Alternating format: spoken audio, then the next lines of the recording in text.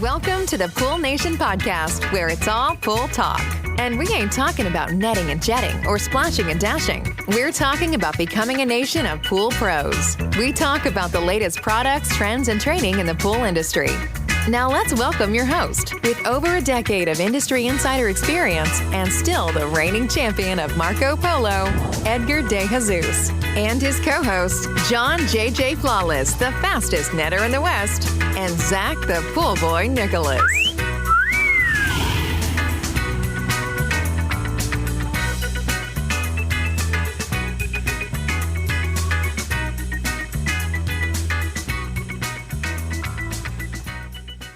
Welcome, everyone, to the Pool Nation Live podcast with myself, your host, Edgar De Jesus. And yes, I am the reigning champion of Marco Polo, along with John J.J. Flawless, the fastest netter in the West, and the famous Zac, the Pool Boy Nicholas. Today, we're answering your business questions that you have sent in, and we'll get to those today. I want to welcome everyone to our live podcast, the podcast where it's all pool talk, and we ain't talking about netting and jetting or splashing and dashing. We're talking about becoming a nation of pool pros. And yes, we will talk about the latest products, trends, and training in the pool industry. But before we get started today, I want to thank our sponsors for this podcast, the Ultimate Pool Tools, the SPPA, poolinvoice.com, Blueray Excel, AquaStar Pool Products, and Pivot Pool Products. We want to thank them for their continued support. Zac, good morning. How you doing? I'm doing well today. I gotta say, I love watching you dance to the intro song and point in all of the wrong directions because you just look like a crazy person standing there pointing at random things. We have Riverside, and I don't know where you guys are because it just gives you the three boxes. So I don't know in the live where John is actually positioned. So I was trying to, and halfway through, I noticed I look like an idiot just doing this pointing thing all over the place. You do. And what's funny, though, it's like infectious because you can see now kind of everything. We have a lot of pictures with pointing, and when we have people pose and do pictures too, they're doing it too. And it's like your thing. It's grown on me just a little bit. Now it makes sense why a lot of people don't want to talk to me and they want to talk to Zac and John. Makes total sense. So Zac, how you doing, man? I'm good. I'm getting ready to go on a little trip. And so just making preparations and finalizing things. Where are you going? Hunting. Hunting? What are you going to hunt? Elk. Nice. I'm actually just tagging along because I couldn't get a tag. So I'm going hiking. Wait, what's a tag? Really? I totally do not know what a tag is. John, do you know what a tag is? I think you're able to like tag the animal, right? Is that what it is? Yeah, so basically you have to buy a hunting license, and then for whatever you're hunting, you have to buy a tag, but they control the amount of tags that they'll put out, and it helps control the different populations and of animals and things like that. But you have to have a license and a tag, and they sold out before I could get one, which is fine. But what is a tag? If you kill an animal, you have to tag it and turn that in? Yeah, you have to tag it. And I suggest that you go on, I think, Animal Planet and watch some Lone Star Law about the game wardens, and you'll get a great education on how all of that works here in Texas. I am getting a huge shout out over here to Jeanette, Michael, First Response, Corey, big shout out. Jay out here is going, what's up? Good luck on the elk, but watch out for the bears. Yeah, unfortunately, there are bears. Yeah. John, I think I would pass. Thanks for the whole hunting invite.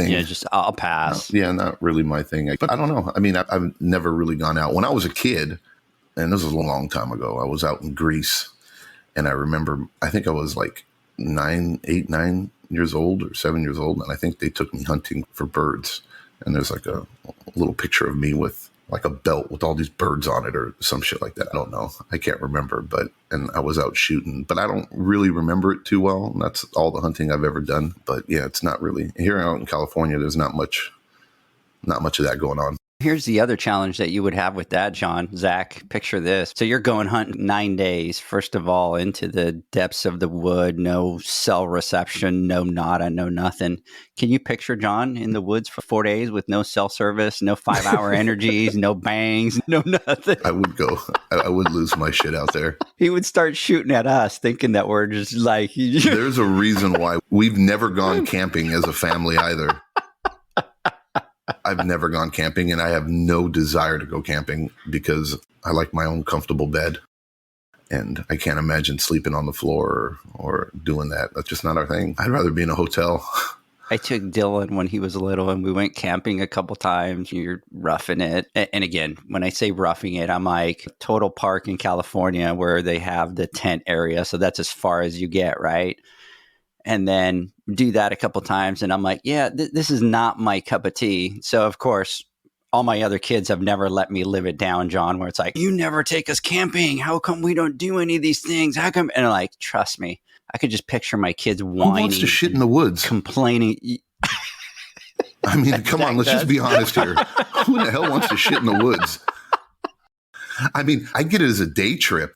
I can make it through the day, but every morning, dude, it's like I'm on a schedule and I'm a weirdo. I will not use any restroom other than my home. Oh my God, you're like Jaden. I don't stop at gas stations. I'm not at restaurant. I don't do any of that. I'm at home on my throne, right? That is where I go. And my body, like clockwork, I wake up at 5:30 in the morning every time I go do my morning thing. And then I'm off to hit a checklist, mark one off the checklist in the morning. And I can't imagine doing it in the woods. I don't know. I think I'd lose my shit, literally. John, there is nothing about you. And if anybody out there is listening and wants to know what John is like, there is nothing, and I repeat, nothing about John that says wilderness. That's not his forte. Sorry. Keep him comfy, keep him fed. Exactly. And keep him rested. Right. Other than that, you're looking for problems that you just do not want to have. Talk about a bear. I mean, be careful of the bear. Yeah, you'll turn me quite the asshole if I'm outside my little realm here. But yeah, seriously, that's all I got to say. Here's the thing, John. Have fun with that, Zach. Yeah, Zach, good luck with that. But here's the thing is Zach came out and we were doing the whole thing and I didn't feed him for a day. And of course, he's like teasing me and stuff like that. But I know that if you were here, I would not get away with that. Like there would be no way that we could not feed John. Oh, no, everything would stop. I would protest. I just can't function. Yeah, there's certain things in life. I'm a simple man. Look, and Janie's finally, she's figured that out after many years that, hey, look. After 20 years? You're right. Yeah, exactly. Over 20 years now. It's, hey, this guy's really simple, dude. I just got to keep him fed, keep him happy. That's it. Get him some rest. Give him some rest, dude. That's it. Just relax. Just feed the guy, dude. And he doesn't require a lot of rest. He just requires a little rest. Every time he starts to get grumpy and yell, just feed him. Give him some food and he shuts up. And that's the same advice Edgar gave me about the baby. Oh, it's true. Oh, yeah. Oh, yeah. I gave him some advice and said, look, babies are really simple. They either need to be fed, they need to be changed, or they need to get some sleep. So it's very simple. And then other than that, keep those fingernails short. That's all. That's all you got to do, man. You're good. Hey, Zach, I really don't understand how you're going to be completely roughing it for 9 days. So that means like no showers for days at a time. What do you guys do? Do you guys like get in one of these boxes and you just sit there and wait for stuff to come by? Or do you walk through the woods looking for stuff? So how does that thing play out? Hell no. Paint a picture. It's actually got to drive through national forest for like an hour and a half. And this is Rocky Mountains up there, high mountains, 6,000 feet elevation. And then there's where we have our property. My dad has built by hand an A-frame cabin. So there are no special amenities. It's basically just a place to sleep and stay dry. But there's an outhouse they built. And if you want to take a shower, there's a bag they bring. You fill with water, you hang it from a tree, and you just shower under that if you want to. Sounds fun. Sounds like a great experience. It's actually really freaking intense. And I've been working out and I've been training and I've been trying to walk and use the stair climber and get ready for this because my dad is going to freaking run circles around me in the woods. And I'm really actually nervous about it. So. Here's the thing, John, the confession came out. Well, I put two and two together. So Zach starts working out like heavy duty. I mean, he's going twice a day to the gym. And like first thing in the morning, and if it's either in the middle of the day or late at night, but he's like, I can't talk right now, Edgar. I got to go hit the gym. I got to do my thing. And I'm like, wow, why is he in such a workout mode? And he's like, I just want to look good. I want to feel good. And I got these new shirts, Edgar, and they're just perfect. And he comes out and I could see John that he's like bulked up. Like he's from the last time that I saw him.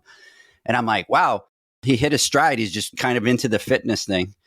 All of a sudden he confesses that I guess his dad, how old is your dad? In his 60s now? Yeah. I guess his dad is like in his 60s. Built like a tank. Total mountain man, total build, total like this is what his dad just loves to do.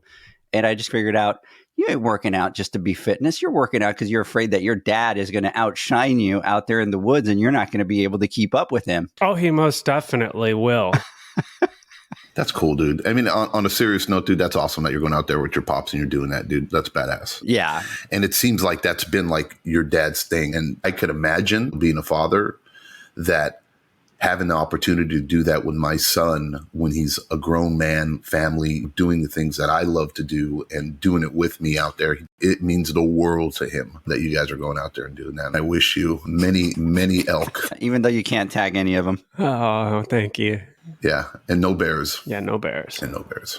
Good for you. Yes, no bears, please. All right. Well, look, I think that qualified for my good morning also. What do you think, Edgar? Yeah, I think that's for a good morning. Yeah, we'll let you have that one for your good morning. Save your final thoughts. I will save my final thoughts. So, hey. Okay, save your final thoughts. If any of you have any questions that you want answered on the podcast or Instagram Live, go to poolnation.com. All right. Or the Pool Nation podcast. And there's a little button on the top that says submit questions. And you can click that to submit your questions. And these are the questions that we're answering right now. So don't be shy. Go up there. It doesn't really matter. Now that we've included hunting, you can ask some hunting questions for Zac, and maybe Zac will answer those on the podcast when he gets back from the wilderness.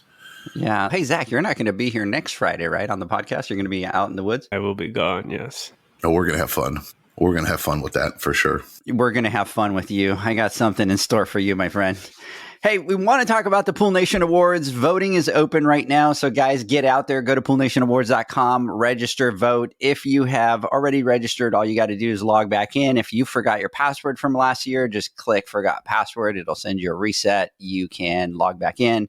For those of you that have not registered, you need to register in order to be able to vote. And I will tell you this, gentlemen, I get a notification every time somebody registers to vote. And since we opened up, my phone has just been completely blowing up. So I'm telling you, people are getting out there to vote. So everybody out there, get out there, vote. Vote for your nominees, products, people. It's super exciting. So we're going to hold the Pool Nation Awards on November 16th at the International Pool and Spa Patio Expo at the Las Vegas Convention Center. And I can tell you this, everybody. It is definitely going to be a big one this year. I am super excited. Yeah, and on that note, make sure that you get tickets because tickets are going to be required to attend the awards. And to register, go to poolnation.com and there's a big red button at the top that says register for the pool show, or you can go to poolspapatio.com and register. And make sure when you're registering for the expo that you use the promo code PoolNation in all caps, and it'll walk you through registration. And you're going to want to use this code because you'll get a free $60 day pass for the expo. So make sure that you use that Pool Nation all caps to take advantage of that.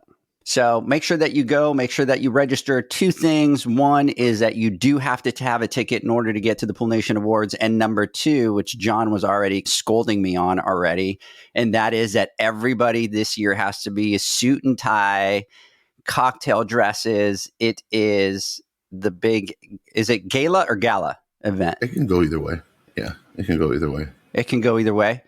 So make sure that you guys have your suits out there. You have those ready. John was already sending me a couple of suits that he wants to buy for this year's Pool Nation Awards. And so I already gave him a... Dress to impress. Yeah, he was just like, I'm going all out this year. Are we coordinating? Yeah, we're doing zoot suits, I think. Are we? Yeah, I think we're going to do zoot suits this year. Are we? Yeah, zoot suits. Are we all dressing up the same? Yeah? Let's get it. Like mobsters? Okay, let's do it. So any preference, you two, on suits? I like pinstripes. It complements my figure.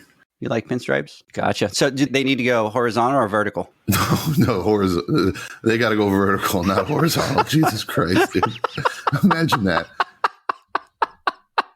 Anyways, the other thing that we want to talk about, guys, ladies and gentlemen out there, is that we are going to be doing another in-person business financial class, and it's going to be held in over towards Dallas, over in Frisco, and that's going to be Saturday, September 24th from 10 a.m. to 6 p.m. If you want to register for that, go to poolnation.com. There's a button there that says financial business class. Click there.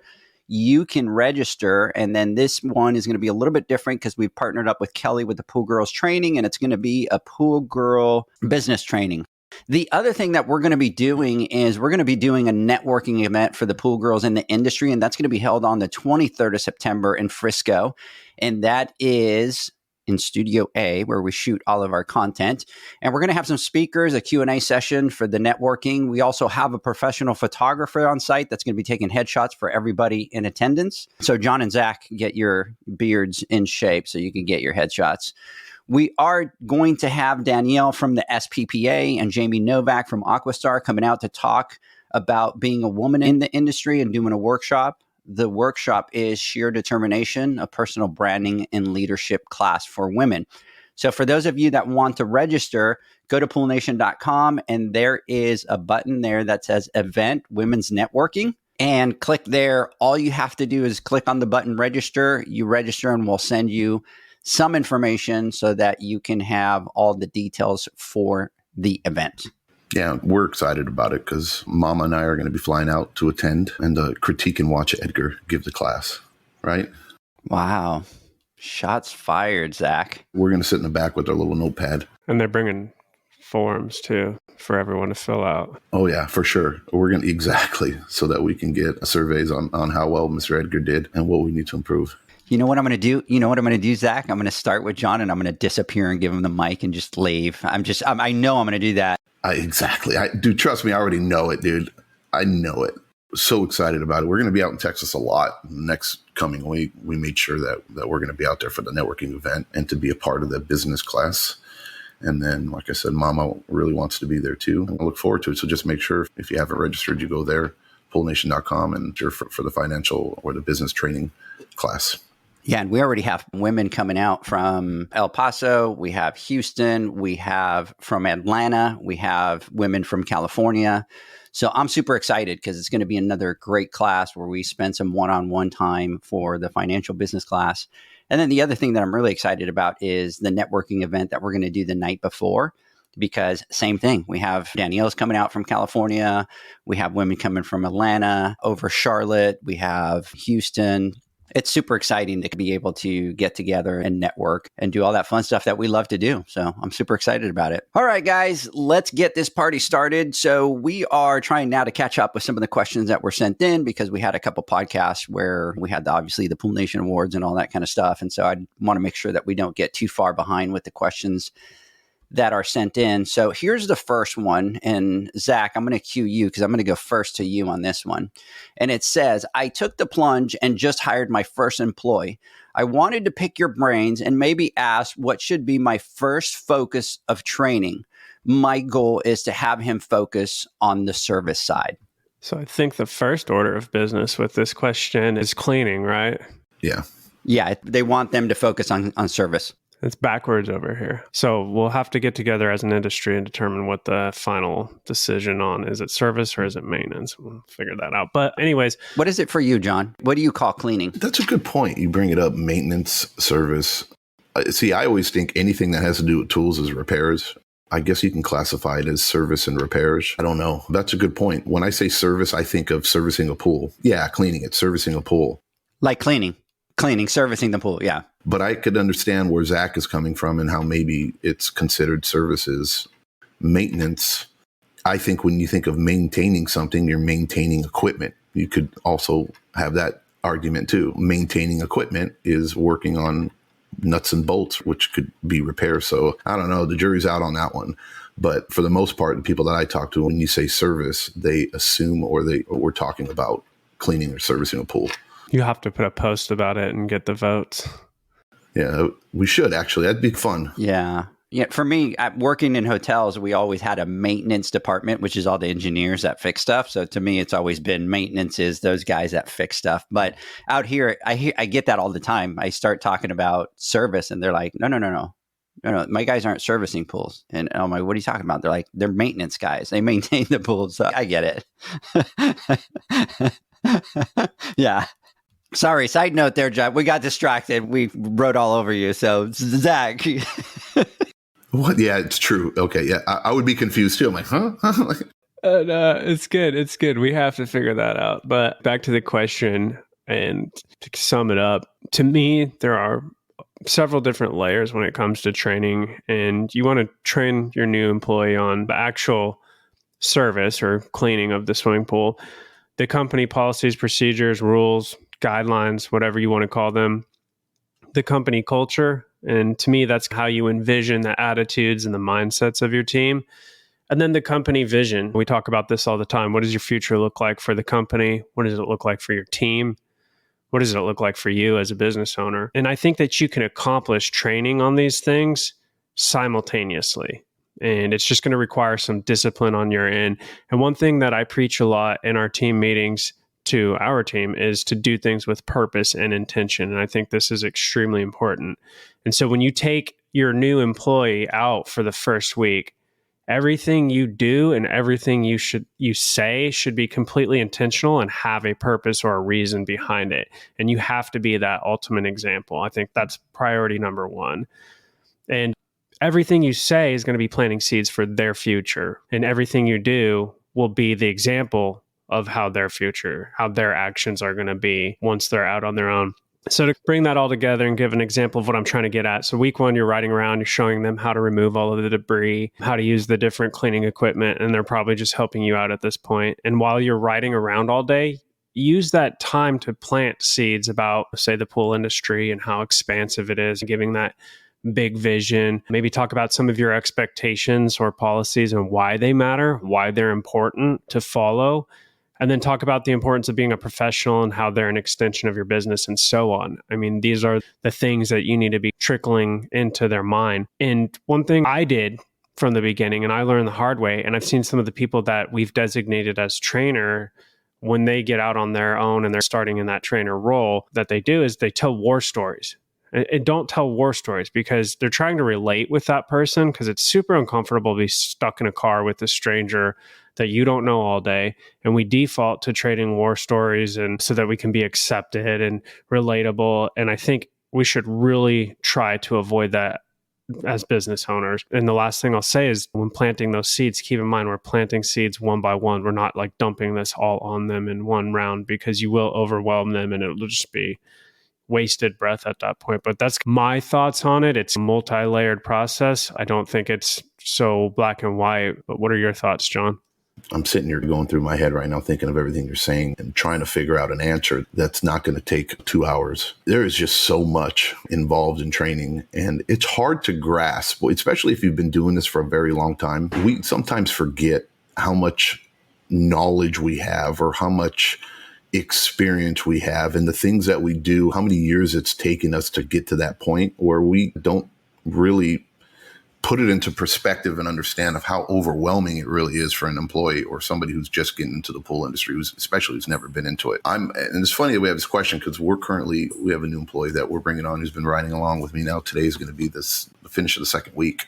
John, I do have to say, I was a little bit impressed because you were riding with him in the car the other day, and I didn't know that you were riding with him in the car. And we were they know to just shut up and be quiet. I'm just kidding. No, well, we were talking about the live, and so he had sat there and watched the live. Oh, yeah. I was on it. Yeah. Yeah, for sure. And I was impressed. I'm like, holy cow. Because you and I were talking about the live and who we're going to have on next and all that. And all of a sudden I was pretty impressed. I'm like, that's a good start. That's a good sign. No, for sure, dude. It is a culture here, right? We live, breathe, eat, sleep pools. My whole family. They understand it, and it's nonstop. And even though we're out busting our ass every single day, working 6 days, 7 days a week, when we come home, it doesn't end. We got all the things that we do when we get home, as far as like Pool Nation and the podcast, and then helping other brothers and sisters out in the industry and being on the phone and doing those types of. it is just a part. Anybody who's in this family, who's lived here at this house, pools are a part of their life. And we just, in everything we do, we speak it, and he gets it. And I think he's going to be an amazing addition to the team. But the approach for us, I think, Zach, you do more of and that's a good where we have a balance here. You do more of hey, look, the reality is most of the people, I'm not quite sure who asked this question, but if it's a first employee, they don't really have a big team or culture, mission statements, values, employee handbooks, some of the things that you would expect from a larger establishment or a bigger company. It's all good. John, let's do this because I think we need to break this down a little bit. I know where you're going with this, and it's exactly where we need to go. And what I don't want to do is have you start and then have to take a break. So let's do this. Let's take a break really quick. And when we come back, I want you to dive into where you're going because I know exactly where you're going with this. All right. So let's take a word from our sponsors and we'll have you jump back in. The Hyper Pole from Ultimate Pool Tools is a pool care pole designed by pool professionals for pool professionals, featuring precision-crafted carbon fiber and stainless steel construction. Go to ultimatepooltools.com or Instagram at Ultimate Pool Tools. Pool pros have specific needs when it comes to general liability insurance. The SPPA program has you covered. With 3 tailored and customizable general liability options, SPPA makes it easy for pool pros to feel secure. Find out more and get covered at thesppa.com. Now available, Pool Invoice. Pool Invoice is a pool billing software created specifically for the pool service and repair industry. It's developed for our industry and only our industry. Pool Invoice is built with recurring billing in mind. You can print, email, text invoices, or even send via WhatsApp. You can add reoccurring or yearly charges, accept credits, and set up autopay. You can even see when customers have seen the invoice. It even has a customer portal where they can log in and see, print, and pay invoices. It has all your customers' information on one page, so you don't need to search through hundreds of invoices looking for the one you need. Just go to the customer profile and it's all at your fingertips. Created specifically for the pool industry, Pool Invoice. Now available at poolinvoice.com.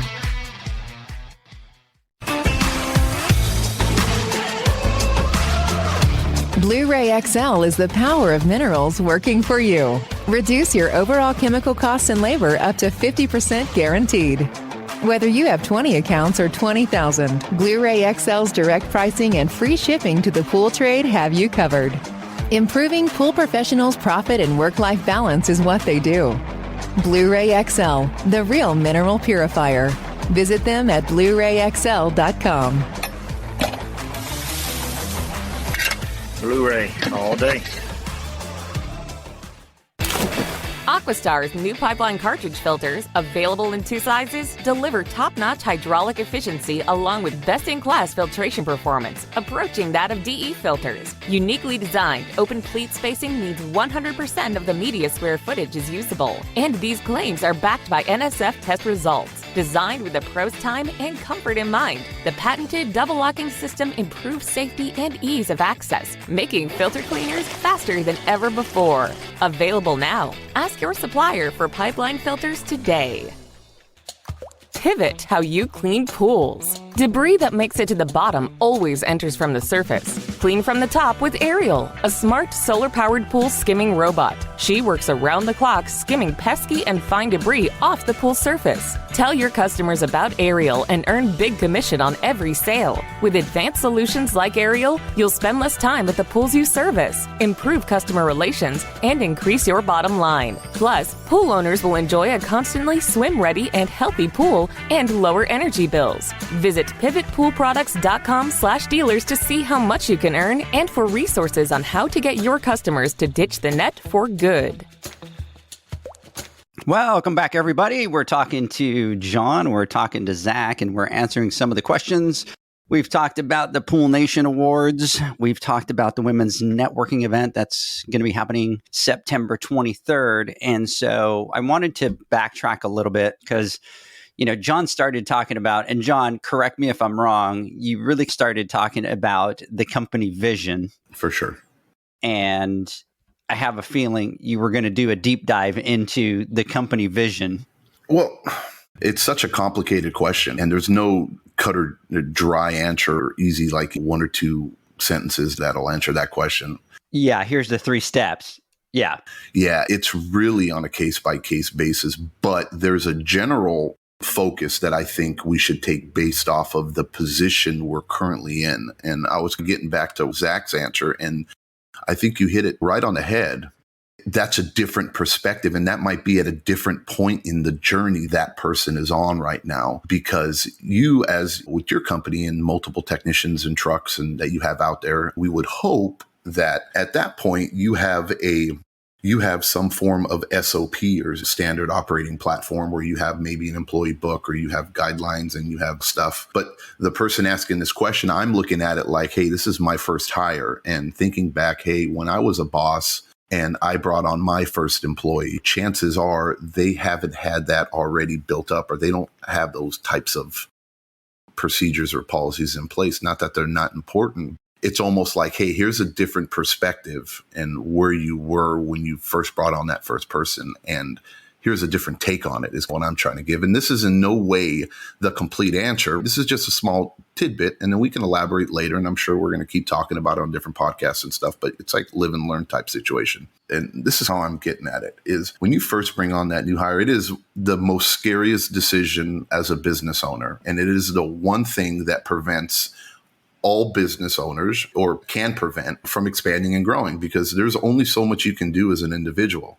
And you need to, once you've made that jump, starting your business was already scary enough, and then building up a portfolio or a clientele or in whatever industry you're in. And you're at that point where you start getting maxed out, right? And we've talked about this before where, hey, look, you don't want to start sacrificing quality or service and destroying what you've built. And sometimes you need to take a step back and slow down so that you don't overwhelm yourself. And now you're at that crossroads where you need to bring on an employee. And when you take that plunge and bring on that first employee, it is tough. It's tough for everybody. And usually when you're at that point, you don't have those policies and procedures in place, or like an employee handbook and like an orientation or an HR department and things that kind of, look, we've done this before and this is what we need to do and this is what works and here's the nut and bolts of it all, da da da da. Well, with us, you bring on your first employee, I guess my thing is this, and this is what I've learned. If you've been in the industry for a little bit and you've been servicing your pools and taking care of your clients, you've established some form of routine. We all know that there are the basics of what you need to do to take care of a pool. But if, let's say you've been servicing a pool for 5 years or 10 years, right? Chances are, I guess, how can I put this, is stay away from the shortcuts. The hardest part about learning is unlearning. And when you bring an employee on, especially if they're training with you and you're taking them to a pool or to a stop or you're doing what you're doing, you need to make sure it's hard to stick to the basics, if that makes sense, because you've established a system where you know a backyard or a pool, the scenario needs to get done. And there's nobody out there that says, hey, look, I go back out there and I sit there and I go through this checklist exactly, or I do this every single time like I did when I first started, because there's so much information that you automatically do. And it's muscle memory. So I've learned that the best way of training is focus on one thing at a time. And with our new hire, Fabian, what we're doing is we're working on the mechanics of the pool. So the easy work, the grunt work, the muscle memory, the physical portion of servicing a pool. And then as far as like chemistry and everything, that we haven't even crossed that road yet or going there. And teaching him just the mechanics of servicing a pool and how to take care of it so that it becomes almost like muscle memory, because those are the easy things to do. And then after that, start training and talking about chemistry and showing them however you take care of your pool and however you want it done, but make sure you don't forget the basics. It's going to be an ongoing thing with as far as like training and employing. It's never going to stop. But what's important is that you get a good understanding of work ethic, I think, is what is important in the first few weeks of servicing pools or working for you. And if somebody doesn't have work ethic, or somebody doesn't have the physical ability, they don't want to do it, or the drive to do the grunt work of the work, then that's going to be a telltale sign of whether or not they're going to work out for you. And if you try to overwhelm them with everything all at once, as far as like chemistry wise and repair wise and stuff that needs to get done, I think you're setting yourself up for disaster. So long story short, focus on the basics and see how well they do with that. and then build from there. And Zach, what you were talking about, which I think is very important, is training doesn't start at the edge of the water, right? Or at the pool. That whole time you're with them, you need to make sure that you're utilizing all that time and that you're building a relationship, and that it's not just when you're at the pool is when you're training them, right? When you're in that truck, you got to take the time to talk to them and plant seeds and talk about what's important to them, get to understand them, what's important to you as a company, how to go about certain situations. And last point is, don't take everything for granted.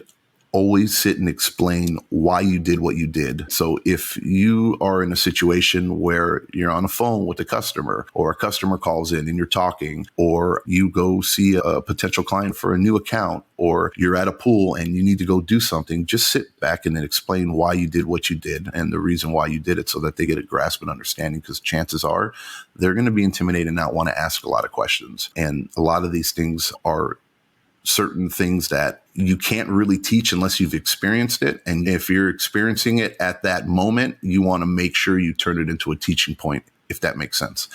And I know I rambled on and I tried to make it short, but there's so much more I want to really say about it. But it's just really hard. But it's almost like a feel thing, especially your first employee, figuring out how well they're going to do what you need to do with them. So hopefully that kind of answers some of the questions.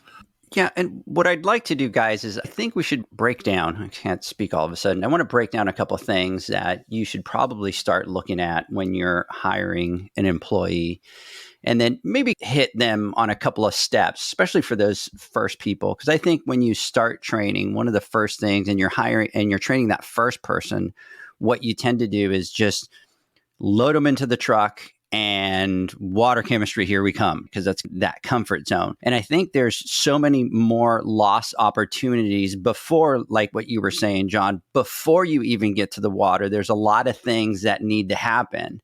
I want to backtrack a little bit, and Zach, I want you to jump in and you talk to your guys, and you guys have your guys come in once you've hired them and stuff like that. So when you bring somebody on, really the training starts at that point from the very first minute. So what are some of those things that you focus on before you get to the pool? And we always have room to improve as we go through this. Like John said, when you start out, it's a lot by feel. You're learning. As time goes on, you start to realize some of the things that you can implement to help. And we're always assessing this so that we can tweak it and improve it. I think one of the most important things that we talk about, even in the interview process, is some of the company policies or procedures or structure that we have, because a lot of people come from an environment where maybe there was no structure. And so their expectations of what they're getting into by coming to work with us are much different than what is actually going to be the environment that they're in. And we want to make sure that we're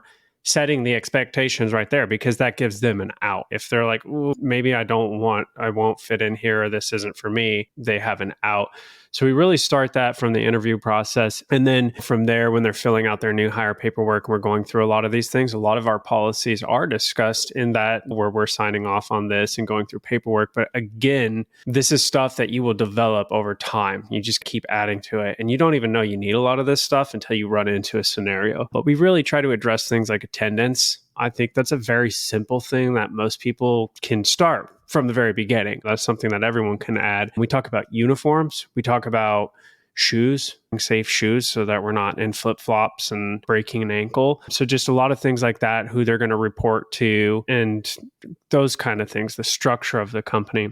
And I think that's important. That's a big one, Zach. Like those little things you don't think about, but if you're hiring that first employee, and you don't have here's how we need to dress, right? And like for John, I know that obviously branding is very important and stuff like that, but you get somebody and you're not teaching them, hey, this is the expectation of how you need to look. Here's the safety of the shoes and stuff like that. Those are all little golden nuggets that we miss at the beginning when you're hiring that first person. Look, and I want to jump in and say something too. And I think we forget this sometimes is, and again, I'm going with the perspective of this is your first employee. And this applies even for people that have hired multiple people like yourself, Zach, because you're constantly always learning. You need to understand that, you're training as well, all right, when you're doing this. You're bringing on your new hire. Well, you're also new at training as well.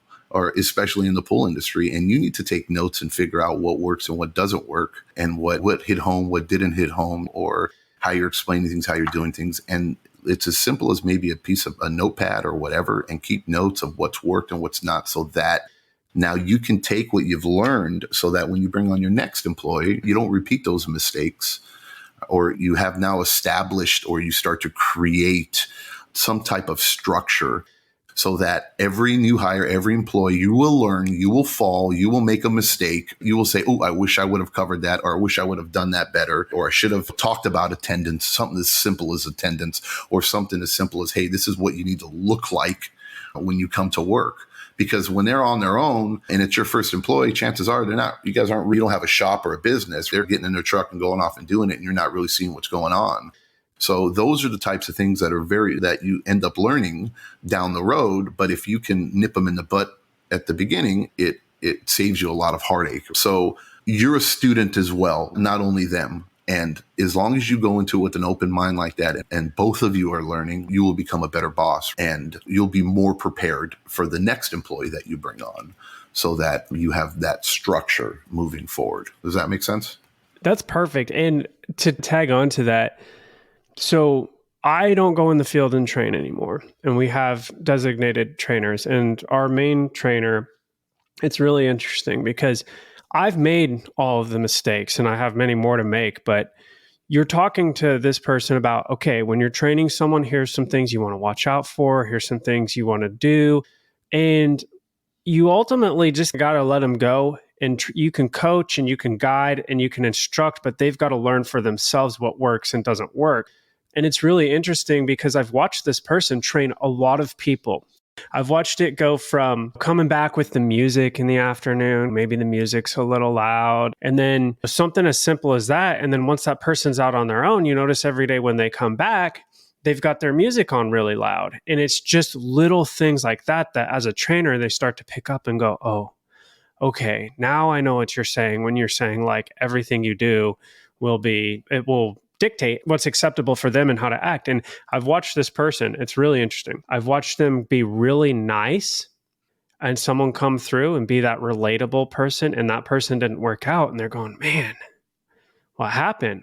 Okay, on the next person, I'm not going to be very nice. I'm not going to be mean, but I'm just not going to be like overly nice. And then you watch that person come through and maybe they don't build a relationship with the team like you think they would, and going, man, maybe I was too tough. And it's finding that balance between being professionally nice and professionally a friend and not too friendly. But like you said, it's just you are learning while you're out there, and you have to be making observations and, like I said, doing things with purpose and intention and analyzing what's happening based on what you're doing.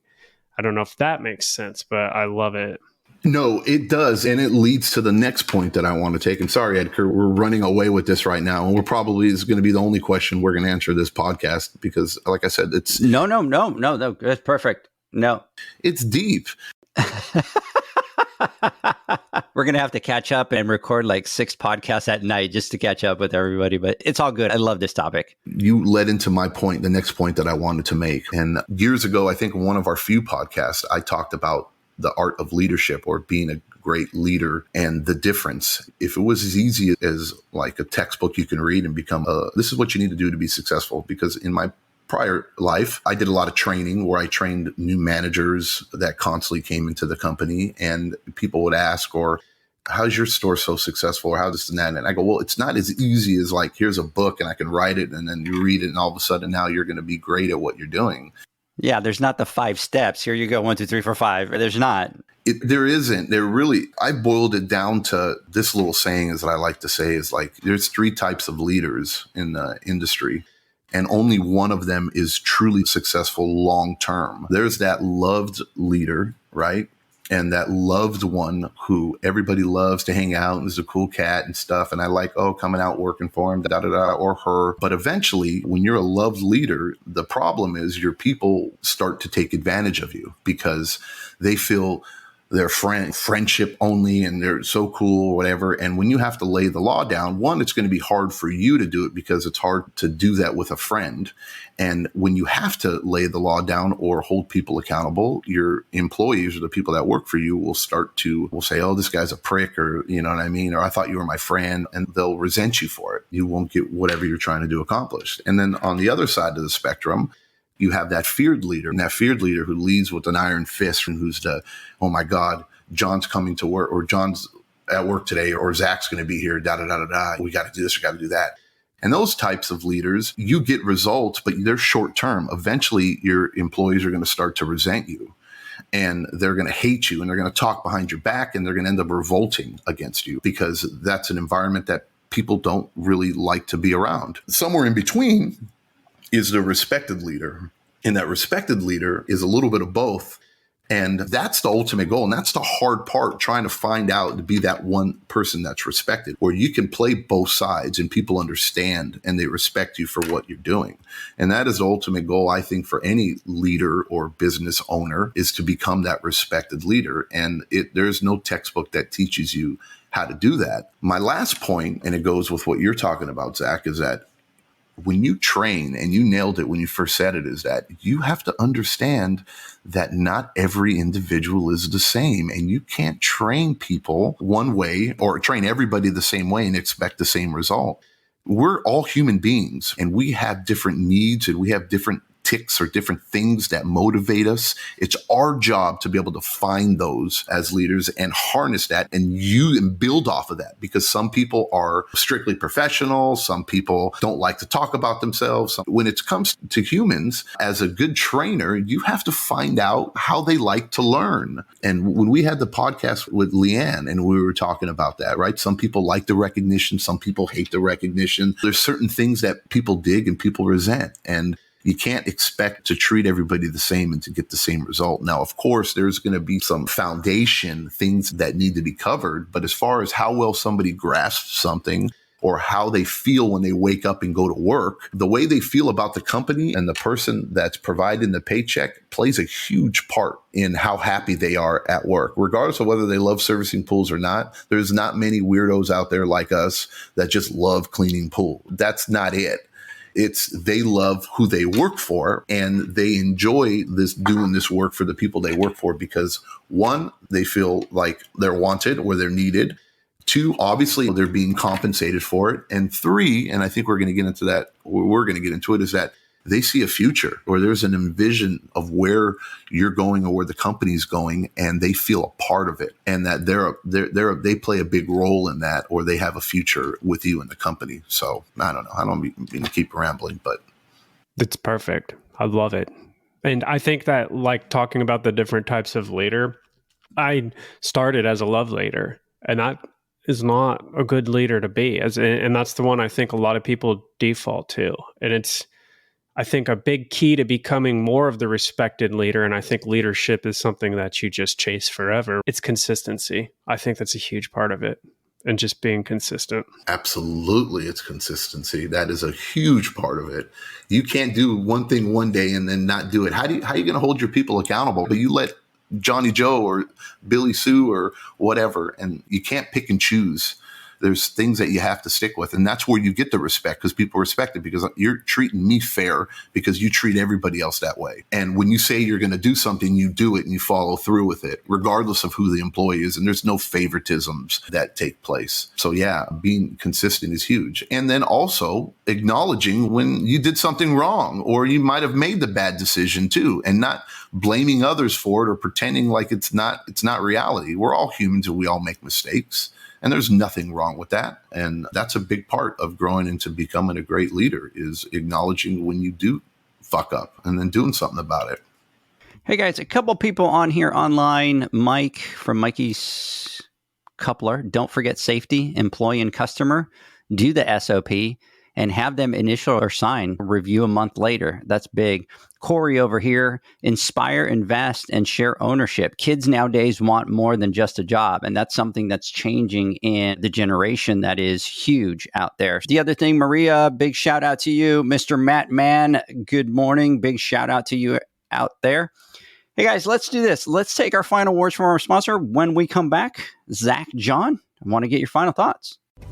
The Hyper Pole from Ultimate Pool Tools is a pool care pole designed by pool professionals for pool professionals, featuring precision-crafted carbon fiber and stainless steel construction. Go to ultimatepooltools.com or Instagram at Ultimate Pool Tools.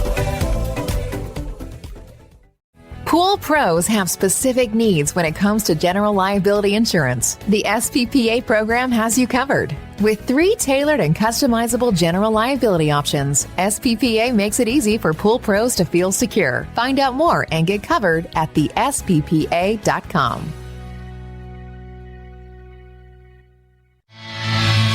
Now available, Pool Invoice. Pool Invoice is a pool billing software created specifically for the pool service and repair industry. It's developed for our industry and only our industry. Pool Invoice is built with recurring billing in mind. You can print, email, text invoices, or even send via WhatsApp.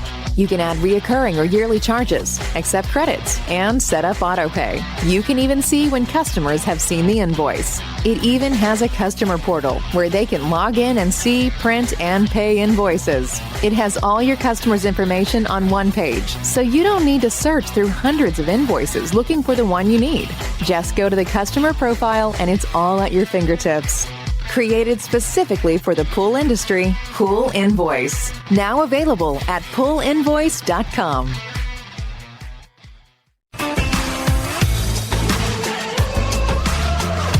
Blueray XL is the power of minerals working for you. Reduce your overall chemical costs and labor up to 50% guaranteed. Whether you have 20 accounts or 20,000, Blueray XL's direct pricing and free shipping to the pool trade have you covered. Improving pool professionals' profit and work-life balance is what they do. Blueray XL, the real mineral purifier. Visit them at BlueRayXL.com. Blueray all day. AquaStar's new pipeline cartridge filters, available in 2 sizes, deliver top-notch hydraulic efficiency along with best-in-class filtration performance, approaching that of DE filters. Uniquely designed, open pleat spacing means 100% of the media square footage is usable. And these claims are backed by NSF test results. Designed with the pro's time and comfort in mind, the patented double locking system improves safety and ease of access, making filter cleaners faster than ever before. Available now. Ask your supplier for pipeline filters today. Pivot how you clean pools. Debris that makes it to the bottom always enters from the surface. Clean from the top with Ariel, a smart solar-powered pool skimming robot. She works around the clock skimming pesky and fine debris off the pool surface. Tell your customers about Ariel and earn big commission on every sale. With advanced solutions like Ariel, you'll spend less time at the pools you service, improve customer relations, and increase your bottom line. Plus, pool owners will enjoy a constantly swim-ready and healthy pool and lower energy bills. Visit pivotpoolproducts.com/dealers to see how much you can earn and for resources on how to get your customers to ditch the net for good. Welcome back, everybody, to the Pool Nation podcast. And so I'm cracking up over here as we're on break. Corey sends a message and says, so JJ leaves every break. So they've noticed, JJ, that every break your camera goes off and you take off. Oh, you know. Can we take a poll? Does he A, man the throne, B, slam an energy drink, or C, brush his beard? And so I'm starting to get a lot of C's and B's on here, my friend. All of the above. All of the above. So I don't know if you have noticed, but as soon as I say, hey guys, let's do this, John's camera's out and he's gone. Like, I don't finish going, hey, let's take a word from our sponsors. He's gone. But everybody now over here knows. Hey, everybody listening, go on to whatever platform you're on and put A, man the throne. So put A for that, B for slam the energy drink, and C for brush the beard. Yeah. So let me see how that beard is looking from where it was earlier. I think you guys all know what I go do. All right.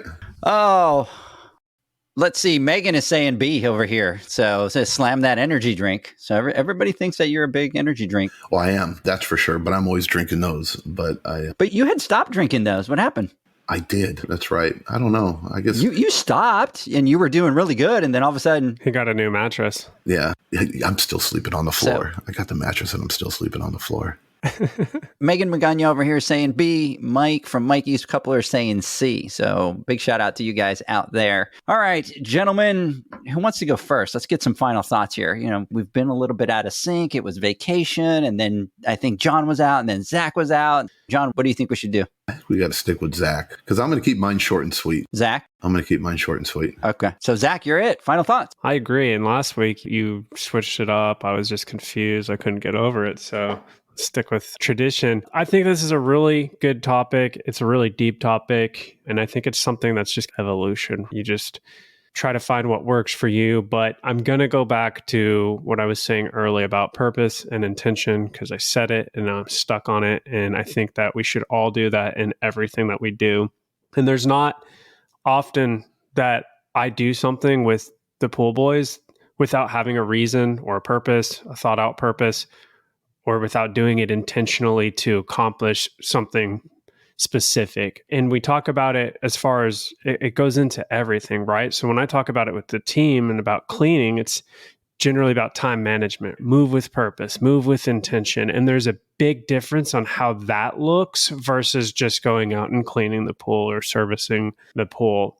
And so why should we treat training of new team members any differently? And if there were 3 tips I put together that I could leave today from mistakes that I've made to hopefully get people started on the right track, I think the main one that I'm always talking about is that you are the ultimate example.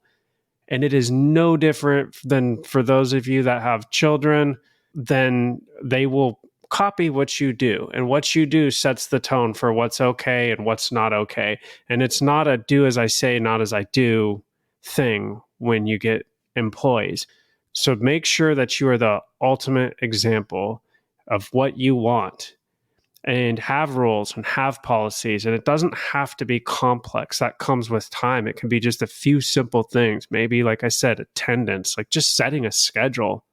Be here at this time. And I think in our business, there's a lot of stuff these days about flexibility and scheduling and all of that. And I get it. But I think with what we do, there's the need. The pools have to be serviced no matter what. It has to be done. So it's a little bit harder to do flexibility and scheduling, but that's a whole nother conversation. And then my last thing that I think to watch out for, and you learn about this when you take classes about leading and things like that or read books, is don't hang on to bad apples for too long, right? It's all about getting the right people in the right seat and getting the wrong people out of there. But I think that we often feel like we can fix people or fix their bad habits and that it's our job to correct these things. But I think we're here to run businesses and we're here to provide job opportunities and career opportunities for people. And so I think that if the signs are there, then you're going to have to face the tough decision that you will ultimately have to face no matter what. And I don't want anyone to mistake this for investing in your people. You absolutely need to invest in your people, but those are 2 different things. So hopefully that makes sense, and hopefully that helps a little bit. That was deep, John. Hard act to follow there. No, it was. And I'm glad Zach went first, or maybe I'm not glad because he literally, like verbatim, said some of the things I was going to say. And it pissed me off there, Zach, that you stole my thunder. But I know if I did that first, you would have been really pissed at me because you were so methodical and you have everything. Yeah, one of us was upset that when we do a break, Zach spends his break writing down exactly what he wants to do, make sure it's perfect. This is what I'm going to talk about, da-da-da. And then if I come and throw it and I say exactly what he was going to say, it like all goes to shit. And he's like, what am I going to say now? Thanks, John. I'm going to elaborate, or I'm going to tag, or I'm going to add on to what you're saying. And I'm going to talk about just a few things, 3 things primarily. And to recapping what I said, remember, as far as training and learning, the hardest part, and I want you guys to remember this, the hardest part about learning is unlearning, right? You do not want to teach bad habits. So do it properly. Do not start these bad habits. You want to teach people the proper way to do things. The hardest part about learning is unlearning. The second thing is learn and strive to become that respected leader. And it is not easy, and it is a lifelong journey. It is very hard to master. And I think only a few have. And those people, I believe, still have things to learn. So always strive to be better. And then the third thing, going what you said, is like, you said that, hey, look, daddy, what'd you say is, but I saw you do it, right? I don't know what word you used exactly, Zach, but the truth is when you're training somebody or you're doing something, don't cut corners. Remember the basics when you're teaching them, because you cannot hold somebody accountable, right? If you're doing it, okay? You need to be that shining example like Zach was talking about. You need to step up your game. When you bring an employee on, it's when you are your best self, and you need to be that shining example of what to expect, because you can't hold people accountable if you're not doing it yourself. It just doesn't work that way. And maybe you can because you're the boss and you think you can fire them, but I'm telling you, your employees will never respect you if you have the mentality is do as I say, not as I do. That's not how it works in the workplace. And you need to be exactly what you want your people to be. And before you make that decision, like Zach was talking about bad apples or axing people, there's a saying that we say, and in leadership, is grip the mirror, man.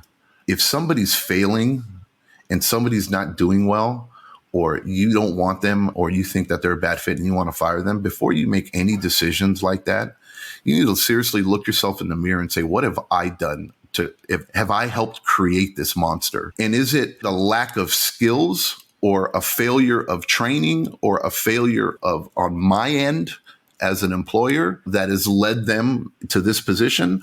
Or is it some of the things that I believe that we can't change no matter how great of a leader or manager we are, and that's ethic or values that people hold. You can't change the core fundamentals of a being, right? And whether they're a good person or a bad person, that is just how they are. And if you're trying to change those or mold them into somebody they're not, it's never going to work and it's going to blow up in your face.